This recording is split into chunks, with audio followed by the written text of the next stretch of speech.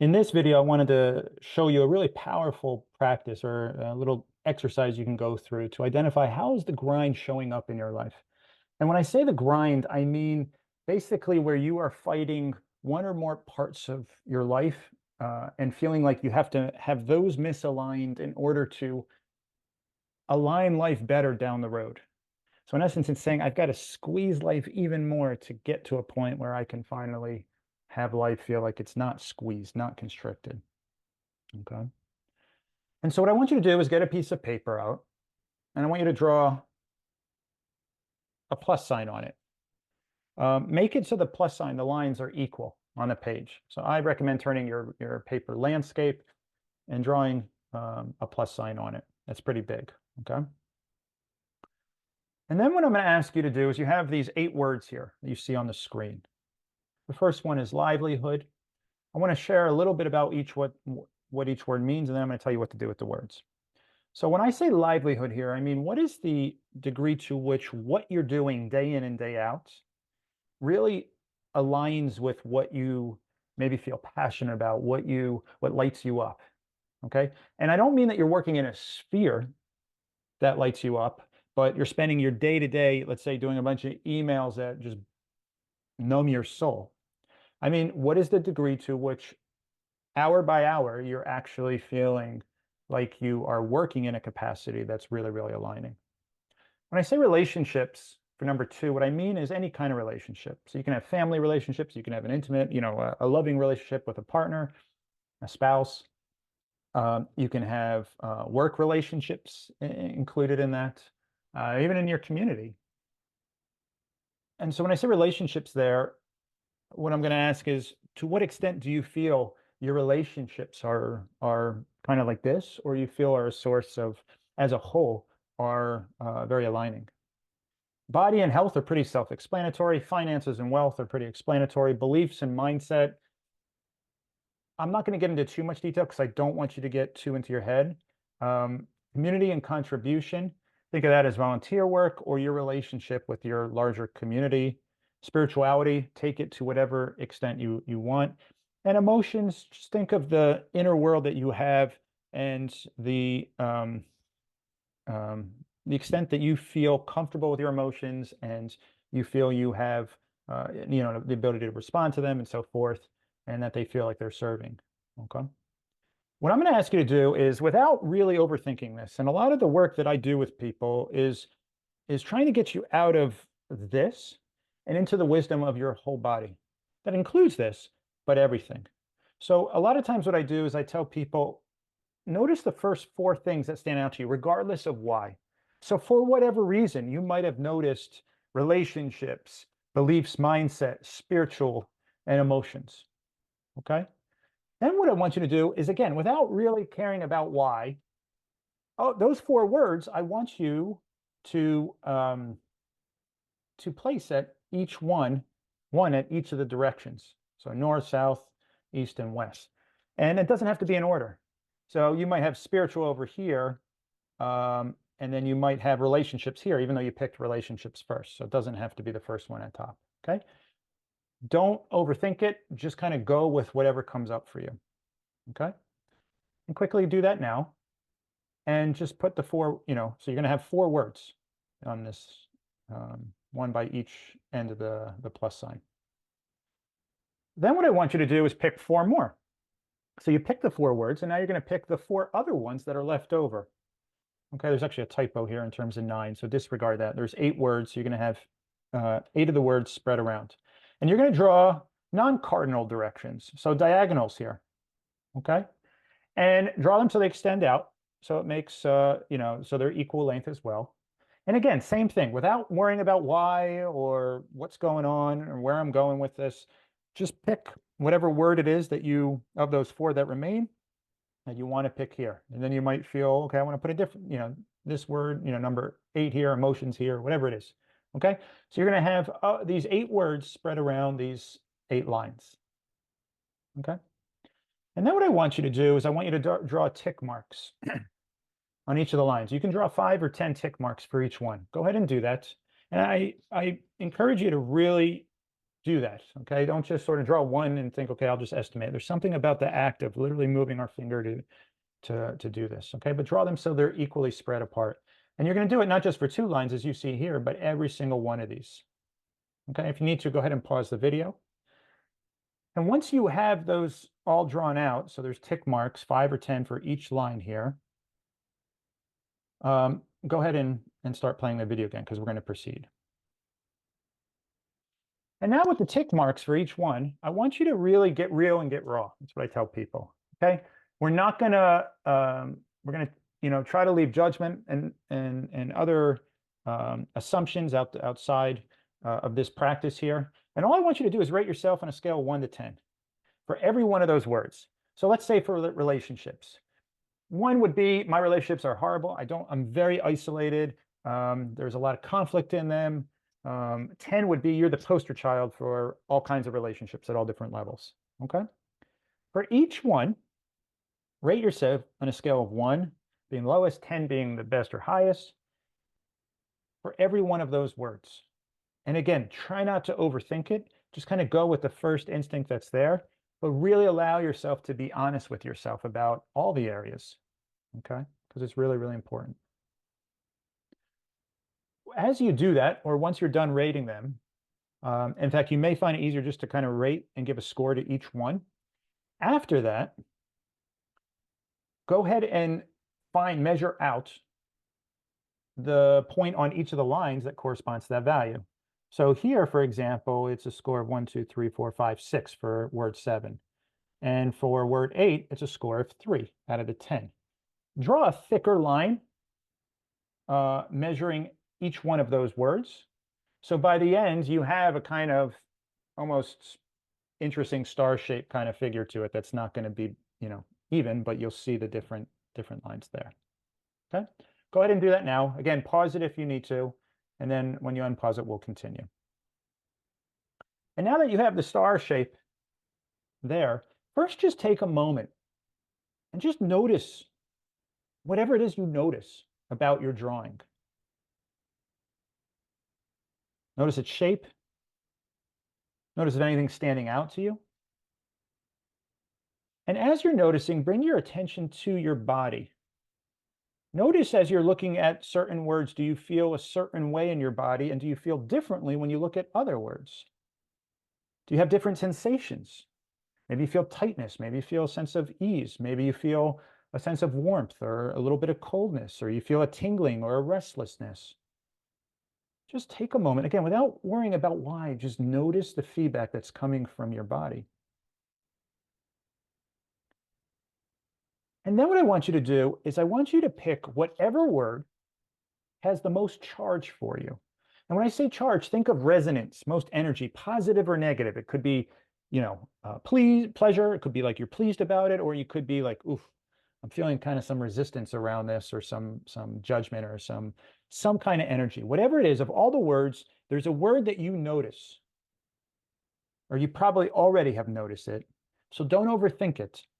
And I want you to circle that word. So you might circle, word number 1. Okay? Might be relationships.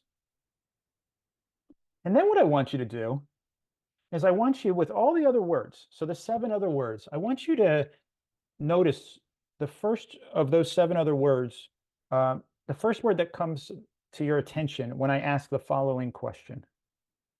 So with the word that you have circled, which other item of those 7 other items that aren't circled, which other item influences or is influenced the most by the word that you circled? So if you circled relationships, which other item either influences your relationships or is influenced by your relationships the most? Again, regardless of why, just go with the word that you notice. And with that second word that you notice, I want you to draw a diamond around it. And so at this point, you should have one word circled and a diamond shape around the other word.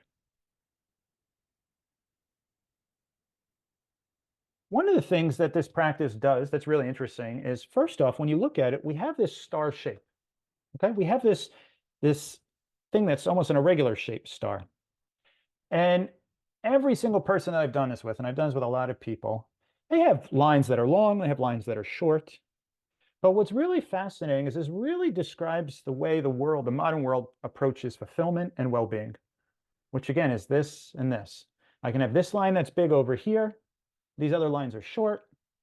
Then I want to tend to those other lines, make those bigger. So I take, almost like Robin Hood, I take from the rich parts of my life. But the common denominator is that we have a star that's not really a star. And yet, being a fan of astronomy, being a fan of space, and being a fan of Albert Einstein, who literally showed that all matter at the end of the day is energy, equals mc squared, we all literally came from stardust. And that can sound like woo-woo fluff, but I don't mean it to be. It's literally, we are made of the same chemical or chemistry as stars. And if you think of a star doesn't shine in a way where it's like, okay, I'll shine a little bit this way, but I need to shine a little bit brighter over here. But for whatever reason, humans, especially in the Western world, have come to believe that the only way to be successful, the only way to have performance, the only way to improve parts of our life to make those well, is to do so in this sort of peculiar way where it's like we're sort of this odd-shaped, malformed kind of star that's not really a star. And so we end up in this situation where this is our common denominator, our constant. Maybe the measures move bit by bit, but overall we're in this shape where it's not aligning.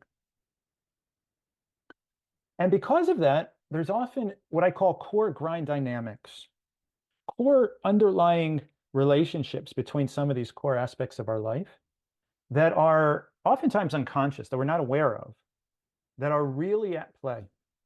And so even though we go into a toxic meeting or we look at our situation with our boss or our financial circumstances or whatever else, we think it's because of these external circumstances that are dictating the fact that I feel like this inside. The reality is it's the other way around. There are these dynamics at play, these beliefs that we have in other things that contribute to the decisions and the perspectives that we take as we go through our day that creates that and recreates that over and over again. So I'm going to walk you through an example with a client that I worked with. All right. And so for privacy's sake, I'm going to call her Jane. Okay. Jane is an entrepreneur, very passionate about what she does. She helps people who are making career transitions, works with a lot of executives. And again, just all heart, incredibly, just a wholehearted individual. And when we started working together, she was in a real bad place. She had tried all different kinds of things, mindset work, trying to improve and delegate and outsource parts of her business and things of that sort. But no matter what she did, work was a constant grind. And it was really, really impacting different parts of her life. And so when we were working together, she circled the item that she felt the most charge around was relationships. She gave that score an 8. When she first looked at this, she thought, wow, it's an 8. She was really, really proud of it. She's like, this couldn't possibly relate to my grinding sensation because she spent so much work in recent years trying to improve her relationships, and she felt really good about it. The diamond, what was most influencing of her relationships was emotions. So she circled she circled relationships and had a diamond around emotions. And so I asked her, I said, how do these both show up in terms of the grind? And at first, again, she was very much like, I don't see it. I don't. And if you don't see it, that's okay. It's often nuanced, but it's there if we're willing to explore with a place of curiosity. And so I asked her, I said, think about a time where you last felt the grind, where you really felt that sense of overwhelm, that sense of exhaustion, that sense of tightness and tension at work. So she thought of a scene in a moment. And I said, notice what emotion is coming up for you. And what came up was, besides just the overwhelm and the sense of pressure and having to get stuff done, was a sense of wanting to shut down, close herself off. And this sense in a way of not trusting other people. And so suddenly now trust came up. I asked, how does that influence what happens in that moment? And she paused and suddenly had this sort of like chill come over, and she's like, holy crap. She's like, in that moment, I shut down and I don't allow myself. There's all these people who are actually asking me, hey, can I help with this and that? And I say no to them. I actually isolate myself to put my head down and push through. And for her, that was incredibly revealing because it was so subtle. It was so subtle. She had never really brought awareness to it, attention to it. And yet here she is really celebrating the fact that her relationships overall are great. But if her core, one of her core grind dynamics, and we have more than one, is this situation where the moment she feels pressured and overwhelmed, she's going to kind of isolate herself internally from an energetic, emotional sort of perspective. And she's not going to trust people and be willing to receive help. And guess what's going to happen? First of all, she's going to be in a situation where she's really, really tight. And in another video, I'll explain how life is constantly trying to help us create more flow, because that's what nature and everything does. It wants a path of ease, it wants the path of greatest efficiency. And it's not when we're like this. And so, two, when that happens and people are in a position to actually help her, which could actually strengthen the relationship and could actually give people opportunities to step up and assume greater responsibilities and step into their power more so, this core grind dynamic is not only creating all kinds of friction in her life, but in the lives of other people and the people that she's working with. So keep this in mind. This is a really powerful thing. And if you have questions about this practice, please reach out to me. I'd be happy to walk through this with you so that you can, if you're struggling to find the connection. But again, the really powerful thing is, even though on the surface these things might have a high score or low score, it doesn't even matter which one it is. What you notice will speak to you, and there's wisdom coming from within your non-logical part of your brain that's saying, hey, take note of this. And the best thing you can do is really try to put yourself in a real scenario that occurred recently and be curious. Allow yourself to just be, I wonder, how did this show up in that moment? Or how is that influencing this other thing in that moment?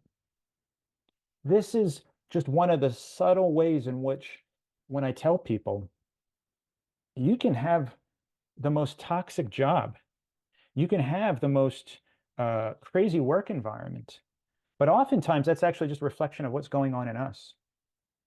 And with my client, when we were working together and she began to see this opportunity, now these moments that were really pressuring and toxic in the past, she actually looked forward to, because it was an opportunity for her to take that energy that was like this and release it in a really healthy way, where now she could actually lean into trusting people and seeing what that was like. And so now the toxicity itself neutralized. It wasn't just about getting through it. It was about completely transforming it. And it was a total game changer for her.